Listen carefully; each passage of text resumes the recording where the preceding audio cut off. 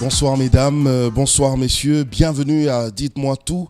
Le révérend Vicky Dissachi est là, il est notre invité, il a accepté notre invitation. Bienvenue et shalom. Shalom, tonton Jaco. Merci beaucoup. Alors, aujourd'hui, j'aimerais qu'on parle de ce thème. Et voilà, c'est une grande action que vous êtes en train de préparer d'ailleurs, qui a pour thème les destructions des œuvres du diable. Une question toute bête comme ça. Qu'avez-vous remarqué pour que vous puissiez justement vous attaquer au diable qui est tranquille dans son coin? Gloire à Dieu. Ce thème, Dieu nous l'a donné depuis l'année passée. Et ça sera la deuxième édition dans laquelle nous allons encore développer en profondeur ce thème. Et c'est dans le cadre de APAD, comme vous le remarquez. C'est une académie de prière, d'autorité et de délivrance qui va se tenir pendant 21 jours. Par la grâce de Dieu, nous l'avons tenue l'année passée en une semaine, mais nous nous sommes rendus compte avec le Saint-Esprit qu'il y avait un grand besoin. C'est comme ça l'Éternel a élargi ma vision pour que nous tenions cette année à PAD pendant 21 jours. Et c'est là où nous allons parler encore en profondeur sur la destruction des œuvres du diable. J'aimerais déjà le dire à ceux qui me suivent, tonton Jaco, ne nous trompons pas, surtout pour les chrétiens, le véritable ennemi de l'homme, le véritable adversaire de l'homme, c'est le diable. 1 Pierre chapitre 5, le verset 8, la Bible dit « Veillez, soyez sobres, car votre adversaire, le diable, rôde comme un lion, cherchant qui dévorer. » Vous voyez? On n'a pas dit votre adversaire, l'oncle paternel, la tante maternelle, le grand-père qui était chef coutumier. On dit votre adversaire, le diable. Donc j'aimerais dire à tout chrétien qui me suit, ne te trompe jamais des cibles. Ton véritable ennemi, ton vrai adversaire, ce ne sont pas d'abord les hommes, c'est le diable. Donc c'est lui notre adversaire, le principal. C'est le principal adversaire de tout enfant de Dieu, c'est le diable. C'est pourquoi la Bible dit, qu'est-ce qu'il fait? Il rôde. Parce qu'en fait, c'est un ennemi vaincu. Depuis Golgotha, depuis l'œuvre de la croix, il est vaincu. Il n'a plus de pouvoir, il n'a plus de puissance. Mais ce qu'il utilise en ces temps de la fin, c'est la ruse. Vous comprenez? C'est ça la plus grande arme qu'il utilise, c'est la ruse, la tentation, la séduction. Et la Bible dit, étant adversaire de l'homme, il rôde. Et ce verbe a toujours été mal compris. Quand on dit le diable rôde, on fait allusion à tourner autour. Non. C'est pas ça? En grec, le verbe rôder n'a rien à voir avec tourner tout autour. Le verbe rôder veut dire multiplier les attaques. Vous voyez? Multiplier les stratégies pour atteindre la cible. Ça veut dire le diable étant le véritable ennemi de l'homme. Il s'arrangera toujours pour multiplier les attaques, les stratégies afin d'atteindre la vie de l'homme. Vous comprenez? C'est comme ça, quand le diable te rate à gauche, il peut aller à droite. Quand il te rate devant, il peut aller derrière. Vous comprenez? Alors, le peuple de Dieu doit comprendre que notre véritable ennemi, c'est Satan. Et dans sa dimension d'être notre véritable ennemi, il est prêt à tout pour atteindre la cible. C'est ainsi, il rôde. C'est-à-dire qu'il multiplie les attaques, les stratégies pour séduire, pour tenter, pour s'infiltrer, pour trouver une brèche. Et il faut détruire les œuvres du diable. Je pose juste, ça c'est une fenêtre que j'ouvre comme ça, qu'on va très vite refermer. Oui. Sur base de ce que vous venez de dire, que le diable c'est notre principal adversaire. Oui.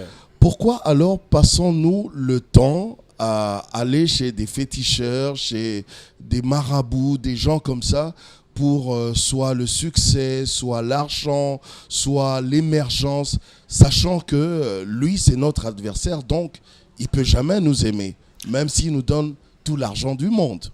Voilà, mais c'est ça la ruse dont je parle. C'est ça la séduction. Rappelez-vous, Matthieu 4, Christ était dans les déserts en plein jeûne. Ok? La Bible dit quoi? Le diable les tenta. Si tu es fils de Dieu, change cette pierre en pain. À un moment donné, il le transporta sur une haute montagne. Il lui a fait voir tous ses royaumes et leur gloire. Il lui dit, si seulement tu te prosternes, je te le donne. Vous voyez? C'est la même ruse, au fait. C'est la même tentation, c'est la même façon que le diable continue. Vous voyez? Mais je trouve quand même anormal qu'un enfant de Dieu se retrouve dans une telle situation. D'aller chez le diable, chez les féticheurs, chez les marabouts, parce qu'il faut avoir l'argent. Je crois que c'est un problème d'ignorance ou carrément un problème d'envoûtement. Fatigué de la pauvreté. Non, mais même quand on est fatigué de la pauvreté, ce n'est pas chez les diables qu'on doit aller. Ce n'est pas dans l'occultisme qu'on doit aller. Ce n'est pas chez les féticheurs qu'on doit aller. On doit aller vers Jésus-Christ.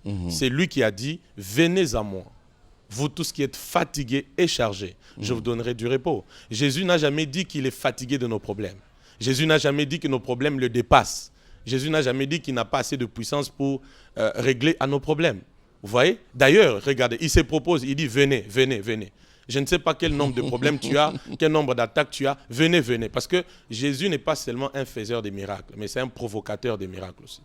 Ok. Hein? C'est pourquoi il dit venez, venez, venez, venez. Vous tu es malade, tous viens. qui êtes chargés. Vous tous qui êtes chargés et fatigués. C'est quand même prétentieux. Donc il doit avoir assez de capacité comme ça pour, mais c'est parce qu'il pour nous décharger, parce qu'il ne connaît c'est- pas la charge des uns des autres. Non, ne vous en faites pas. Christ connaît tout parce qu'il est le oui? véritable Dieu.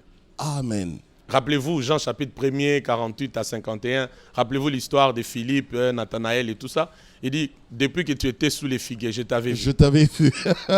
Jésus est le véritable Dieu. Il connaît nos problèmes mieux que nous. Et il en connaît même les causes et il sait comment faire pour y remédier. Mais tout ce qu'il attend, c'est que nous puissions nous tourner vers lui, pas vers autre chose. Le diable n'a rien à donner à quelqu'un. L'occultisme n'a rien à donner à quelqu'un. Les fétiches n'ont rien à donner à quelqu'un. Rien. Alors, rien. Alors, je vais lire ce passage OK. de 1 Jean 3. On va prendre le verset 8 qui dit « Celui qui pêche est du diable, car le diable pêche dès le commencement. Le Fils de Dieu apparu afin de détruire les œuvres du diable. » Je prends juste le début. « Celui qui pêche est du diable, Ouais.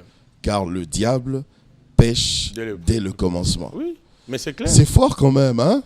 Non, mais c'est clair. Et pourtant, nous péchons tous les jours. Donc, chaque fois que nous péchons, là, nous sommes du diable. Il y a une différence entre le péché qui s'est fait comme un accident et le péché qu'on commet comme un mode de vie. Expliquez-nous, dites-nous Vous tout. voyez?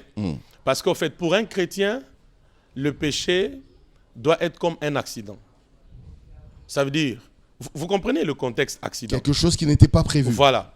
Et puis vous voyez, même quand vous vous retrouvez dans une circonstance d'un accident, vous vous battez au fait pour vous en sortir. Pour vous en sortir. Pour ne pas consommer totalement l'infraction. Oui. Vous comprenez? Voilà.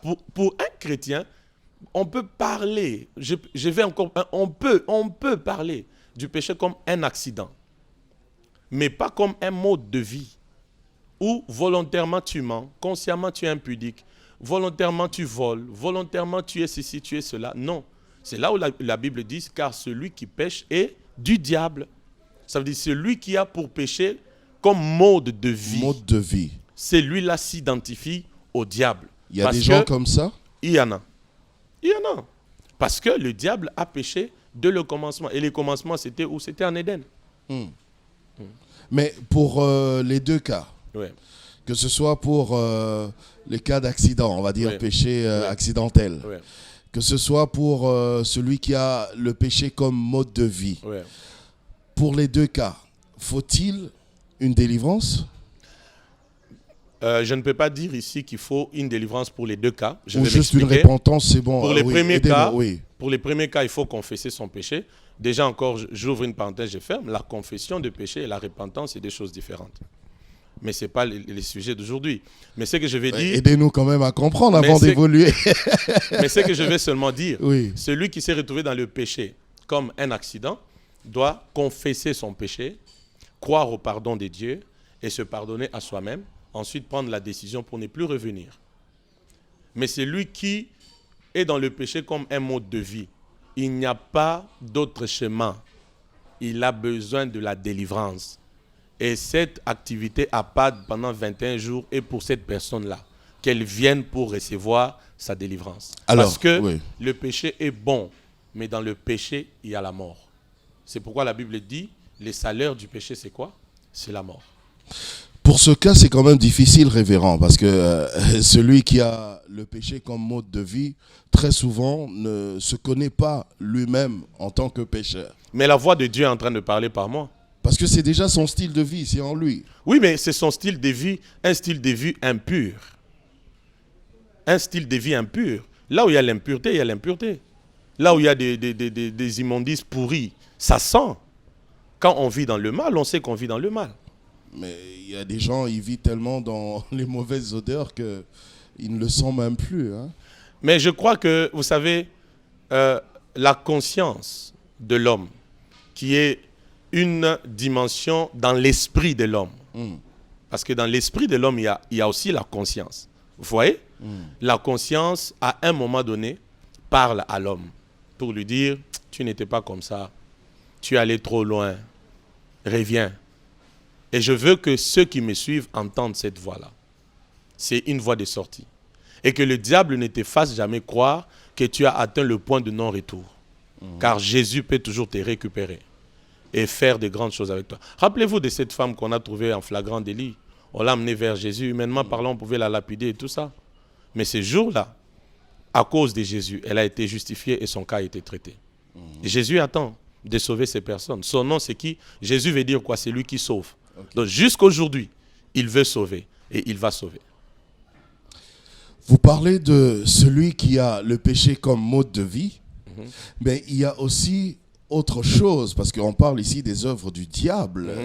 Alors, dans les œuvres du diable, surtout chez nous en Afrique ici, on vit de fois des situations assez compliquées qui émanent justement des œuvres, on va dire, démoniaques de nos familles, de nos quartiers, de nos amis. Alors, comment vous allez... Est-ce que vous réglez les deux situations de la même façon, spirituellement parlant? Voilà, je reviens à ce que j'ai dit au début. 1 Pierre 5, 8. Soyez sobres, veillez, car l'adversaire, le diable, rôde comme un lion, rugissant, cherchant qui? Dévorer. J'ai dit que notre véritable ennemi, c'est d'abord Satan. Okay? Mais dans son mode opératoire, lui peut-être n'apparaîtra pas. Il passera par des hommes, par des structures, pour atteindre ses desseins ou ses objectifs. C'est comme ça qu'il y en a qui vont dire c'est mon oncle qui avait fait ceci, quand mon grand-père avait fait tel sacrifice, comme il était chef coutumier, ainsi de suite. Ce n'est pas d'abord eux, c'est le diable derrière eux. C'est le diable au travers d'eux. Vous comprenez? Et toutes ces choses-là, nous allons les enseigner en profondeur pendant ces 21 jours de prière, afin que le peuple de Dieu soit illuminé. Je peux même aller encore plus loin. Quand vous prenez Éphésiens chapitre 6, 12 à 13, la Bible dit nous n'avons pas à lutter contre la chair ni le sang, mais contre les dominations, les principautés et tout et tout. Quand vous lisez le même passage dans la version Parole vivante, il dit nous n'avons pas à lutter contre les êtres humains, mais contre les dominations, les principautés, ainsi de suite. Vous voyez? Parce qu'au fait, quand vous êtes dans le combat spirituel et que vous ignorez votre ennemi, il devient très fort. Et vous perdez l'énergie. Vous gaspillez l'énergie à toucher à gauche, à droite. Or, si d'abord vous ciblez l'ennemi, la source, tout le contour va se déplacer. Et c'est ce qui sera enseigné pendant ces 21 jours de prière. Et je crois que c'est le temps de la délivrance pour celui qui me suit. Révérend, vous nous avez toujours dit, mais c'est la Bible qui le dit aussi, que celui qui est né de nouveau devient une nouvelle créature et toutes les choses deviennent nouvelles. Les anciennes passent. Alors comment une nouvelle créature peut encore être influencée de temps en temps par les œuvres du diable? D'abord, c'est normal qu'on soit influencé de temps en temps par les œuvres du diable ou tenté. J'aimerais qu'on parle de la tentation, qu'on parle des ruses. Comme j'ai dit, Satan, c'est un ennemi vaincu. Tout ce qui lui reste en ces temps de la fin, c'est la ruse, c'est la tentation. Okay? Et c'est normal qu'il cherche toujours à tenter. Pourquoi? Si Jésus, fils de Dieu, avec toute l'onction du désert, après 40 jours de jeûne et prière, il a su les tenter. Et vous et moi. Et n'oubliez pas, un chrétien, je parle d'un vrai chrétien, ne peut que être la cible du diable. Partout où le diable voit une destinée glorieuse, il cherchera toujours à mettre en place ses ruses pour atteindre cette destinée. Mais c'est là où nous lui rappelons qu'il est un pauvre menteur, parce que quand Dieu concevait la destinée, il n'était pas là. Il vient qu'en retard. Après qu'on ait exposé, tu deviendras tel, il vient en retard. Vous comprenez un peu?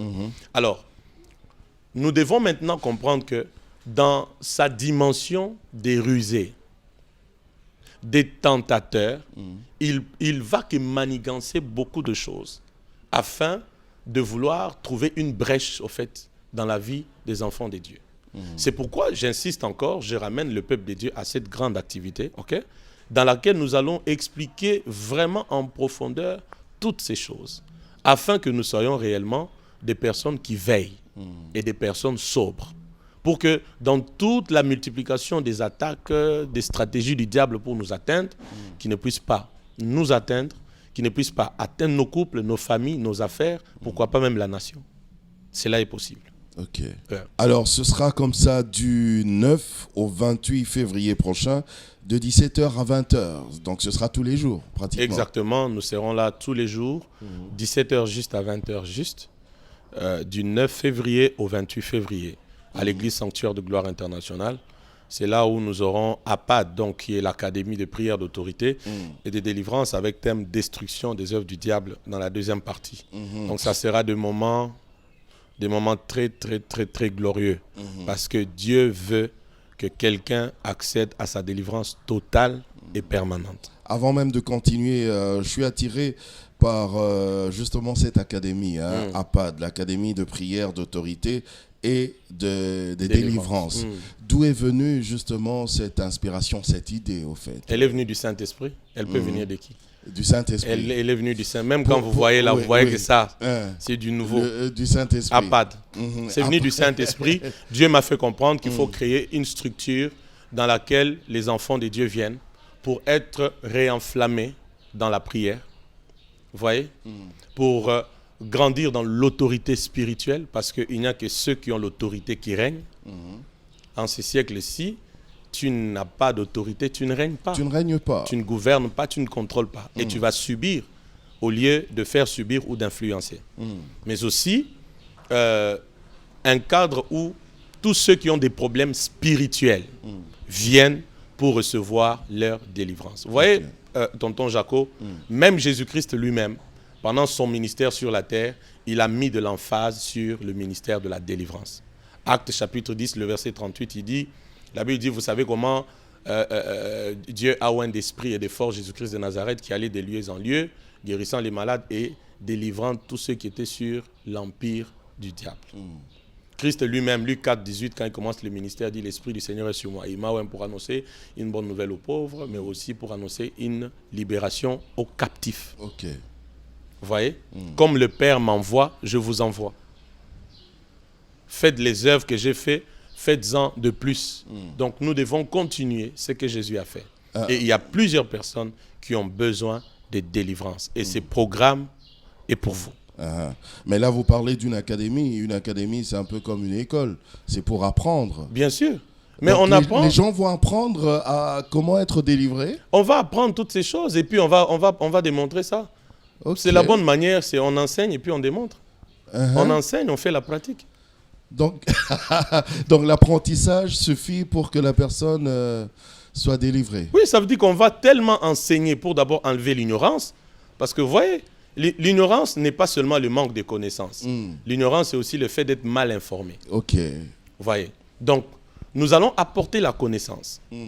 Ok. Et puis, on va démontrer. Ce n'est ni par la force, ni par la puissance.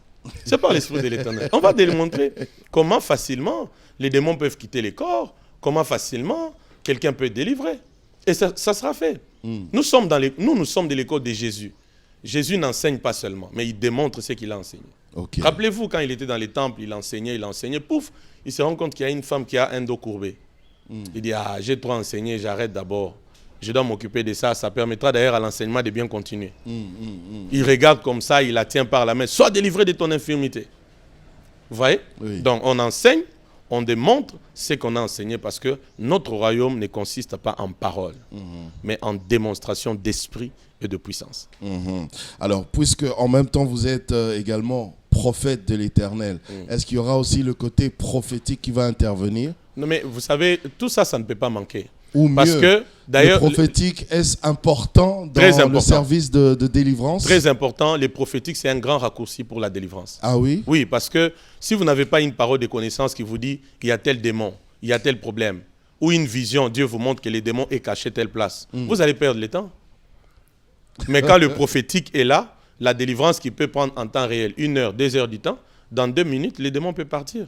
Parce que Dieu t'a dit, le démon est caché au ventre, le démon est caché dans les mains, le démon est caché aux cheveux, ou encore souffle seulement, il y aura la délivrance, ou regarde-lui dans les yeux, il aura la délivrance. Vous voyez? Ou crie seulement au nom de Jésus, il sera délivré. Voilà. Le prophétique sera là, 100%. C'est le temps du Saint-Esprit. Vous voulez, pourquoi on doit retrancher ça? C'est la dispensation du Saint-Esprit. Là où il y a le Saint-Esprit, le prophétique va couler. Est-ce que vous allez aider aussi les académiciens à monter aussi dans cette dimension prophétique de la délivrance? C'est pourquoi c'est une académie.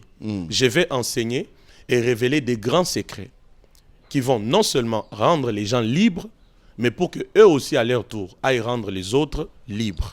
C'est comme ça que notre royaume va avancer. Qu'ils ne dépendent pas forcément de vous. Pas forcément. Pas forcément. Parce qu'il y a des choses au fait que les enfants de Dieu sont censés faire. Voici les miracles qui accompagneront ceux qui auront cru en mon nom. La première chose, c'est quoi? Chasser les démons. Donc l'école primaire. Ça, c'est normal. L'école primaire du surnaturel, c'est chasser les démons. Et ça, il faut que tout chrétien soit capable de le faire. Et nous allons enseigner ça à APAD. Et ça va devenir un mode de vie pour chacun. Je vous rappelle d'ailleurs cette action, donc ce sera du 9 au 28 février prochain, de 17h à 20h. Ce sera au sanctuaire de Gloire Internationale. On aura l'occasion de vous passer même l'adresse de l'église. Pendant 21 jours, on sera là-bas dans cette académie APAD pour apprendre comment faire les choses spirituellement parlant. Voilà. Alors, révérend, je reviens à vous. On parle de délivrance ici. Oui. Qui a besoin de délivrance? Qui a besoin d'être délivré? Gloire au Seigneur. Comme je l'ai dit, parce que nous, on est déjà chrétiens. Comme je l'ai dit, mais n'oubliez pas que l'apôtre Paul a dit aux Galates, Galates chapitre 3, du 1er au 3e verset, il a dit aux Galates, ô Galates, qui vous a fasciné? D'autres versions disent qui vous a ensorcelé. Ensorcelé. Bon, quelqu'un qui est ensorcelé a besoin de quoi? De délivrance. Voilà. Donc, il y a beaucoup de choses qu'on va enseigner dans cette académie. Et je veux que le peuple de Dieu, en un plus grand nombre, se mobilise pour cette académie de prière, d'autorité et de délivrance. Dieu veut rendre nos vies libres, nos familles libres, nos affaires libres, ainsi de suite. Vous voyez? Cette question, tonton Jaco, de la délivrance, elle concerne plusieurs personnes. Ah oui? Parce que quand on va commencer à enseigner c'est quoi la délivrance, on comprendra que ce n'est pas toujours ce qu'on pense là. Ce n'est pas seulement quand on voit quelqu'un crier « Ah, ah !» Un démon dit « Nabimi, Nabimi !» Et puis quelqu'un crier. C'est une dimension de la délivrance, mais ce n'est pas totalement ça la délivrance. C'est pas que ça. Vous voyez? C'est pourquoi j'ai dit que cette question de la délivrance, elle concerne tout le monde. Mais je peux prendre peut-être 2, 3, 4 éléments comme ça, qui peuvent encore capter l'attention de ceux qui nous suivent pour qu'ils réalisent qu'ils ont besoin de délivrance. Vous voyez? Toute personne qui n'avance pas, elle ne fait reculer, elle a besoin de délivrance. Encore faut-il que je sache que je n'avance pas. Voilà. Quand tu te rends compte qu'au fait, ça fait des années, tu n'es que sur une même position, un même problème. Il n'y a pas d'avancée dans ta vie. Chaque année. Voilà. Tu n'avances pas. Hein? Tu ne fais que reculer. Mais tu as besoin de la délivrance. Quand tu regardes le potentiel que tu as, l'intelligence que Dieu t'a donnée, même les connexions que tu as, mais ça ne te produit pas. Tu n'avances pas. Tu peux dire, je connais tel, j'ai tel niveau d'études, j'ai le master, j'ai la maîtrise. Mais tu n'avances pas. Il y a un problème. Parce que n'oubliez pas, il y a aussi ce qu'on appelle des barrières invisibles, des barrières spirituelles. qu'on peut mettre sur le chemin de la personne pour qu'elle ne puisse pas évoluer. Toutes ces choses, on va en parler. Donc une personne qui, au lieu d'avancer, recule, a besoin de la délivrance. De la délivrance. Une personne qui, au lieu de gagner, échoue toujours, a besoin de quoi? De la délivrance. Quelqu'un qui ne sait pas expliquer comment il n'arrive pas à évoluer avec ses études. 5 ans, il fournit des efforts pour étudier, mais il y a une stagnation académique incroyable. Cette personne a besoin de la délivrance. Il y a même des gens qui ont des maladies bizarres. Oui. Ça défiait même le diagnostic médical, ça défiait même les traitements médicaux. C'est-à-dire, on l'a beau traiter au Congo, en Europe, en Inde. Il n'est toujours pas guéri. Tu as besoin de quoi? De la délivrance. Et si c'est une maladie héréditaire? Mais d'ailleurs, les gens qui ont un problème d'hérédité ont besoin de délivrance. Parce qu'on doit couper ces liens-là. Ok. On doit couper ces liens-là. Tu n'es pas appelé à être la photocopie négative de ton père, de ta mère. Là où ton père a échoué, toi, tu dois réussir. Là où il était bloqué, toi, tu dois traverser les limites. Vous comprenez? On a besoin de délivrance. Il y a des gens comme ça qui ont des mouvements anormaux dans leur corps. Ils sentent comme quelque chose... en train de circuler dans le corps, oui. Anormalement. Tu as beau faire les scanners, la radio, tout ça, il n'y a rien. Tu as besoin de délivrance. Pasteur Jaco, le monde spirituel est plus vrai que le monde naturel. Ok. Et le diable a très bien organisé son armée là. Vous voyez, il dit les dominations, les principautés, ils sont bien organisés pour atteindre la cible. Alors on ne blague pas avec ces choses. Vous voyez, quelqu'un qui a un problème, il fait face à des afflictions financières. Tu vois, tout le temps il a des dettes, ou quand il investit, ça ne produit pas. Et tu as besoin de délivrance. Des gens qui ont des expériences horribles dans les songes. Donc, il y a même des gens qui ont peur de dormir. Quand ils pensent à la nuit, aïe, je vais encore dormir. Parce qu'il sait que je vais encore vivre ces choses. Mari de nuit viendra, femme de nuit viendra, ou il va rêver qu'il est dans leur village sous un arbre en train d'être jugé. Ces personnes ont besoin de quoi? De la délivrance. Vous voyez? Elles ont besoin de la délivrance. Quand vous vivez des gens en train... Vous sentez chaque nuit des présences dans la bizarre. maison. Vous avez besoin de délivrance. Des ombres. Il y a même des familles... Exactement. Tout seul. Il y a même des familles où il y a des ombres bizarres. Oups, une ombre passe. Hey, j'ai vu. Vous voyez? Vous avez besoin de délivrance. Vous ne cessez que de rêver de ceux qui sont déjà morts depuis des années. Vous avez besoin de délivrance. Et même quand ils viennent, ils vous disent hey, Yaka et Siganga Nazali, viens là où je suis. Mais si tu réponds à ça, l'esprit de mort prend place. Oui. Il y a des familles où les gens meurent prématurément. À 30 ans, tout le monde part. À 40 ans, tout le monde part. Mais si tu es d'une telle famille, tu n'as pas trouvé ces morts prématurées, brusques, normales. Cherche rapidement la délivrance. C'est pourquoi l'Académie de prière d'autorité de délivrance arrive, pour que ces personnes-là viennent et qu'elles reçoivent leur délivrance. Puisque c'est une académie, qui sont invités à cette académie? Tout le monde. Tout le monde? Tout le monde. Chrétiens, païens, tout le monde. Est-ce qu'il y a une différence entre la délivrance et l'exorcisme? Oui, il y a la différence. L'exorcisme, ça sont les gens qui utilisent la puissance satanique, démoniaque, pour faire cela. Bon, c'est vrai. Ce sont des serviteurs de Dieu qui font ça aussi. Non, écoutez, vous savez, c'est juste un jeu aussi de mots. Ok? Je préfère qu'on parle de la délivrance. Au lieu de parler de l'exorcisme. Là, on voit l'action de la puissance du Saint-Esprit au travers d'un homme que Dieu a établi pour la délivrance des autres. Vous comprenez? Voilà. Mais il y en a par manque de connaissances. Il y en a par manque de connaissances, il parle d'exorcisme et tout ça. Vous voyez? Mais j'aimerais qu'on reste dans le contexte biblique. Parlons de la délivrance. De la délivrance.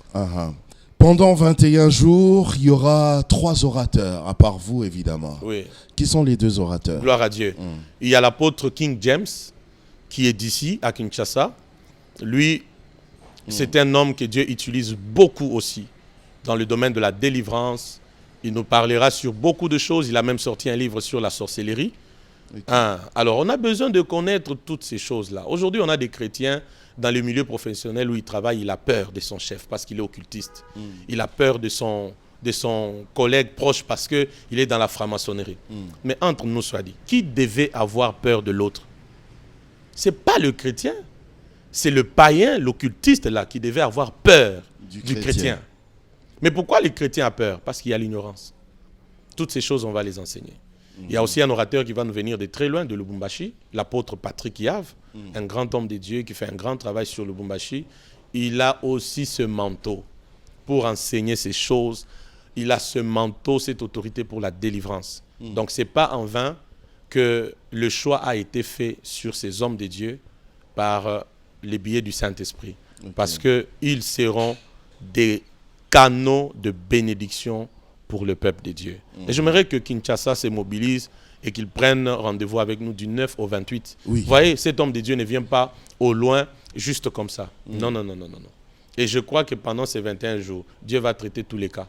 Ce qui va résister les premiers jours, on va attaquer ça les deuxièmes jours. Ce qui va fuir les deuxièmes jours, on va attaquer ça les troisièmes jours. Jusqu'au 21e jour, quelque chose va se produire. Cette fois-ci, c'est quand même pendant 21 jours. On peut dire qu'à la fin, finalement, on aura les hommes et les femmes aguerris dans la parole de Dieu, dans le spirituel. Exactement. Exactement. Toutes ces choses, Dieu va le faire. Vous voyez, les soubassements, c'est la parole de Dieu. Nous allons enseigner la parole. Nous allons prier. Tonton Jaco, quand le Saint-Esprit est là, tout peut arriver. Quand la parole de Dieu est prêchée, tout peut arriver après que la parole soit prêchée. Rappelez-vous Marc chapitre 16, le verset 17, 18 jusqu'à 20. La Bible dit, ils s'en allèrent prêchant la parole, la bonne nouvelle. Et les miracles, prodiges les accompagnaient. Donc quand la parole est prêchée, les dieux de la parole, l'esprit derrière la parole, va agir pour la délivrance du peuple. Comment vous allez faire pour ceux qui sont quand même durs à comprendre, les sceptiques, les compliqués là? On va enseigner, on va démontrer ce qu'on enseigne et on va laisser au Saint-Esprit de faire son travail. Le possible à l'homme, l'impossible à Dieu. En tout cas. Destruction des œuvres du diable 2, du 29 au 28 février. Un petit mot quand même, donnez-nous envie de venir vous-même face à la caméra, face à eux. Gloire à Dieu. Peuple de Dieu, Kinshasa, c'est révérend Vicky Dissachi qui vient vers vous pour vous dire que le Seigneur m'a parlé. Il m'a dit, organise 21 jours de prière où mon peuple sur qui est invoqué mon nom vient, s'humilie et prie. Ça sera autour du thème « Destruction des œuvres du diable ». C'est tiré de 1 Jean chapitre 3, le verset 8. La Bible dit « Le Fils de l'homme apparu pour détruire les œuvres du diable ». Le Fils de l'homme en question, ce n'est pas d'abord moi, je parle de Jésus-Christ. Lui qui veut te délivrer. Et n'oubliez pas, l'enjeu de la délivrance, c'est la libération de ton potentiel. Il est temps que ce que tu dois être, que tu le deviennes. Il est temps que ta famille ne reste plus dans ces choses anormales qui vous affligent, qui vous détruisent. C'est pourquoi APAD vient du 9 au 28 février, à partir de 17h juste. Ça sera à l'église Sanctuaire de Gloire internationale, avenue de l'hôpital numéro 3, commune de la Gombe, la grande référence. Nous sommes juste derrière l'INRB, en direction de Mama Yemo. Venez, de partout où vous me suivez, venez, avec votre cœur disposé, avec la foi. Les dieux de délivrance va vous accorder la délivrance. Et j'annonce déjà que ça sera une délivrance totale et permanente. Pour toi, pour ta famille, pour tes affaires, ça sera une délivrance totale. Que Dieu nous bénisse et bienvenue à tous. En tout cas, Révérend Vicky Dissachi, je vous dis merci de tout cœur. Merci, tonton Jacob. Merci à vous de nous avoir suivis. Ne manquez pas à ce rendez-vous du 9 au 28 février prochain. Ce sera au Sanctuaire de Gloire international avec pour thème Destruction des œuvres du diable de 21 jours. 21 jours d'enseignement, 21 jours de délivrance, 21 jours dans l'académie. Dans l'académie. Ça sera là, sans problème. Portez-vous bien, mesdames, messieurs. S'il y a des questions, envoyez-nous vos questions via WhatsApp. Mais en tout cas, l'affiche de notre événement est là. Vous la voyez. Portez-vous bien. Que Dieu vous bénisse abondamment. Nous comptons sur vous parce que nous avons besoin de la connaissance. C'est très, très important. Au revoir et ciao, ciao.